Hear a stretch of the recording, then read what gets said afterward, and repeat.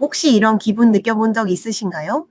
북적거리는 모임 한가운데 서 있는데 머릿속으로는 이미 집으로 가는 버스 번호를 떠올리고 있는 그 기분이요. 남들은 다 박수치고 웃고 떠드는데 나만 혼자 유독 예민한 안테나를 세우고 사람들의 미세한 표정 변화나 공기 흐름을 읽느라 진이 빠지는 경험 말이죠.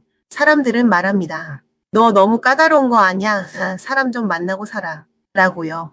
하지만 제가 오늘 드릴 말씀은 정반대입니다. 당신의 곁에 사람이 적은 건 당신의 성격에 문제가 있어서가 아니라 당신의 뇌가 남들보다 훨씬 더 정밀하고 고해상도로 세상을 읽어내고 있기 때문입니다. 오늘 이 영상은 친구가 거의 없어서 때때로 스스로를 자책했던 당신을 위한 헌사입니다. 당신이 왜 혼자를 선택할 수밖에 없었는지, 그 속에 숨겨진 5가지 특별한 심리와 더 충만한 삶을 위한 3가지 전략을 바로 말씀드릴게요. 첫째, 당신은 고성능 센서를 가진 사람입니다. 한번 상상해 보세요. 대부분의 사람들은 세상을 픽셀이 뭉개진 저화질 TV로 봅니다. 적당히 웃고 적당히 넘어가도 큰 무리가 없죠. 하지만 당신의 뇌는 4K 초고화질 카메라와 같습니다. 상대방이 웃으며 건네는 말 뒤에 숨겨진 미세한 피로감, 단어 하나에 섞인 아주 작은 가식, 심지어는 식당의 소음과 조명까지도 남들보다 몇 배는 강렬하게 받아들입니다. 남들이 그냥 길을 걷는 동안 당신은 가방에 무거운 바위 덩어리를 넣고 전력 질주를 하는 것과 같습니다. 에너지가 금방 바닥나는 건 당연한 결과입니다. 당신이 사람을 싫어하는 게 아니라 남들보다 정보를 처리하는 양이 압도적으로 많아서 금방 과열되는 것뿐입니다. 둘째, 당신은 정서적 노이즈 캔슬링이 불가능한 사람입니다. 카페에 가면 주변 소음을 지워주는 이어폰이 있죠. 대부분의 사람들은 의미 없는 대화, 즉 스몰 토크라는 소음을 대수롭지 않게 넘깁니다. 하지만 당신에게는 그 소음들이 하나하나 의미로 박힙니다. 어제 뭐 먹었어?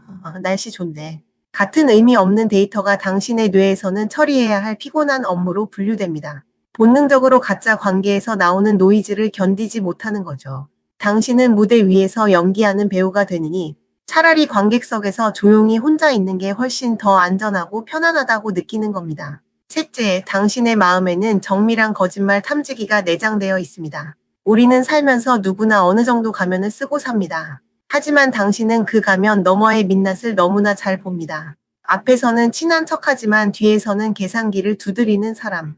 자신의 이익을 위해 친절을 연기하는 사람을 당신은 1초 만에 알아차립니다. 그리고 한번 그 이질감을 느끼면 그 관계를 유지하는 것 자체가 거대한 스트레스가 됩니다. 이건 까칠한 게 아니라 당신이 그만큼 진실한 관계만을 원하는 순도 높은 영혼을 가졌다는 증거입니다. 넷째, 당신의 머릿속에는 개인 전용 도서관이 있습니다. 남들이 밖에서 새로운 자극을 찾을 때 당신은 당신의 내면에 저장된 수만 가지 생각과 질문들 사이를 산책합니다. 어제 읽은 책 한 구절, 오늘 본 하늘의 색깔, 그리고 삶에 대한 깊은 철학적 고민들까지. 당신의 내면 세계는 너무나 풍요로워서 굳이 밖에서 시끄러운 사람들을 만나 자극을 채울 필요가 없는 겁니다. 남들이 보기엔 고립된 섬 같지만 사실 당신은 당신만의 거대한 대륙을 여행하고 있는 중이죠.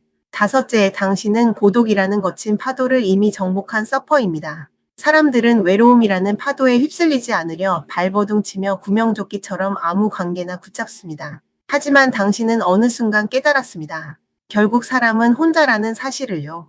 이 차가운 진실을 회피하지 않고 정면으로 마주해 본 사람만이 가질 수 있는 단단함이 당신에겐 있습니다. 그래서 타인에게 나를 완성해 달라고 징징거리지 않습니다. 각자의 고독을 존중하며 나란히 걷는 진짜 성숙한 관계를 기다리는 중인 거죠.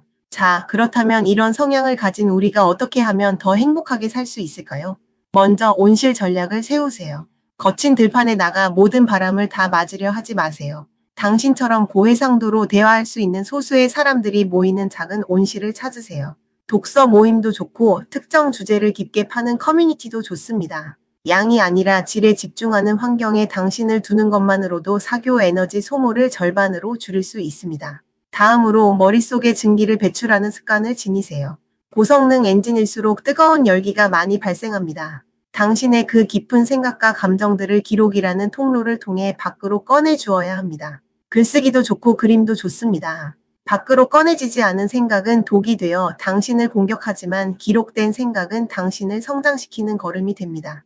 마지막으로 당신의 성향에 공식적인 명칭을 붙여주세요. 누군가 왜 모임에 안 와? 라고 물을 때 당황하지 마세요. 나는 혼자 있을 때 에너지가 충전되는 타입이야. 혹은 나는 좁고 깊은 관계에서만 편안함을 느껴라고 당당히 말하세요. 당신의 특성을 설명할 언어를 가지는 순간 주변의 오해는 사라지고 당신의 선택은 확고한 취향이 됩니다. 기억하세요. 얕은 물웅덩이에는 수많은 개구리가 북적거리지만 깊은 심해에는 오직 거대한 고래만이 고요하게 헤엄칩니다. 당신의 곁에 사람이 적은 건 당신이 결코 작아서가 아니라 당신의 깊이가 너무 깊어 아무나 들어올 수 없기 때문입니다. 혼자 있는 그 시간 당신은 절대 실패하고 있는 게 아닙니다. 가장 당신다운 모습으로 단단해지고 있는 중입니다. 그 깊은 고독 끝에서 만날 진짜 인연을 위해 오늘 하루도 당신의 평온한 공간을 잘 지켜내시길 바랍니다.